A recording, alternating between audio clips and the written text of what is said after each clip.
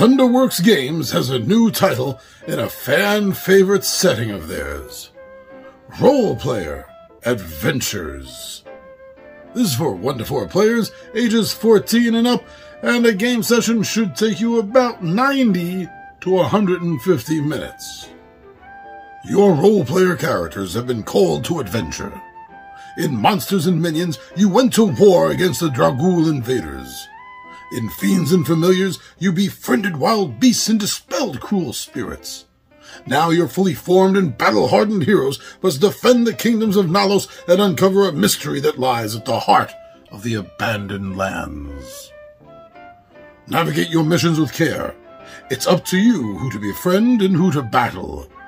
Will you slay the giant troll or attempt to make peace? Will you do the vampire's bidding or defend the mysterious cultists he wants to destroy? Will you remain loyal to king and country, or side with the enemies of Nalos? Whatever your choices you make, someone will remember and respond. Role Player Adventures is a cooperative storybook board game for 1 to 4 players set in the world of Role Player. Players inhabit characters, face challenges, and make decisions that will change the story as they progress through the 11 core adventures and a replayable side quest.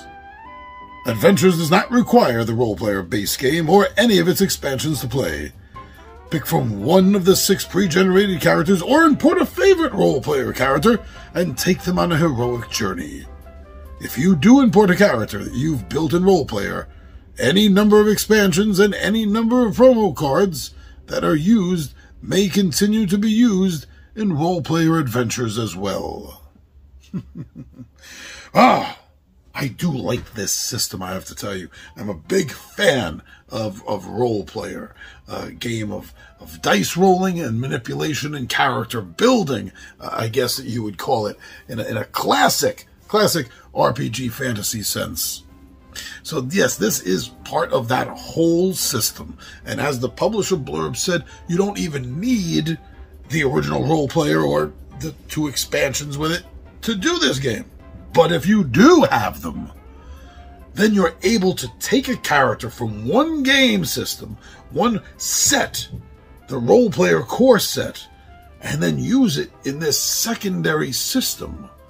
I'm absolutely loving that idea of spending the time of making and building this character and then using it in this setting. It's wonderful. It's beautiful. The fact that the in-game decisions that you're making, and this is a board game, so the in-game decisions that you're making are actually going to affect the growing story that's going on right before your very eyes. Your loyalties are going to be affected. How you're seen and interact with your faction could very well change during the course of the game, depending on what actions, what decisions you made. For a board game, that sounds incredibly impressive. Now, what I've been seeing and reading also, everyone's saying that the rule system to this is going to be very familiar to Role Player players.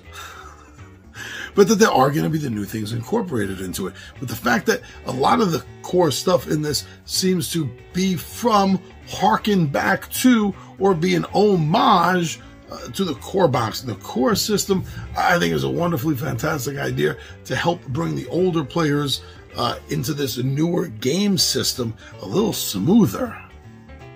Besides the familiar sense of dice manipulation, dice controlling, dice altering that goes on during a regular game of the core Role Player to begin with, and that is transported over to this, so there is a hell of a lot of that going on here.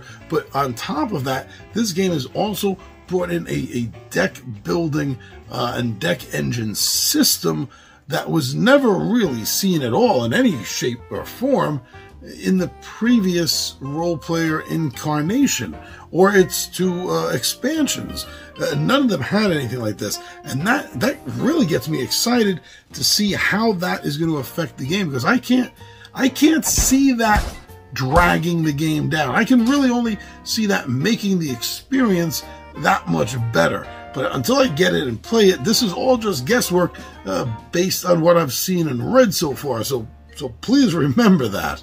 Now, altogether, I'm really thinking that if you're like me and you like fantasy games, if you enjoy board games as much as you enjoy RPGs, and you've always been looking for those board games that try their best to give you an RPG feel, then I think you're going to be like me and be interested in getting this game. Or maybe you might be interested in getting more information on this first and informing yourself about whether you think this is something that you're going to like. But really, if you've made it this far in the video and you've enjoyed the things that I've shown as well as that I've said, come on, I think it's a fair guess that you're going to get more information and maybe even add this to your own personal gaming radar. So please, yeah, go check out more information, and I hope you enjoy Role Player Adventures.